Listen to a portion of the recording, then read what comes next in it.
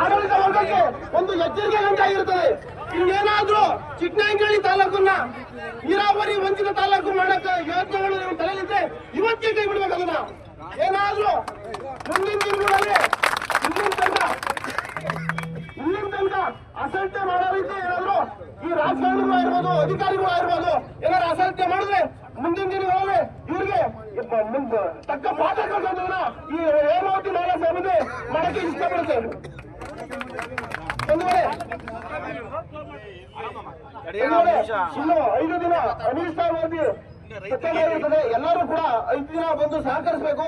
ಹಗಲು ರಾತ್ರಿ ಎಲ್ಲ ರೈತ ಬಂದವರು ಬಂದು ಈ ಹೋರಾಟಕ್ಕೆ ಭಾಗವಹಿಸಬೇಕಾಗಿ ತಮ್ಮಲ್ಲಿ ಕೇಳ್ಕೊಳ್ತೇನೆ. ಭಾರತ್ ಮಾತಾ ಕಿ ಭಾರತ್ ಮಾತಾ ಕಿ ರೈತ ಹೋರಾಟಕ್ಕೆ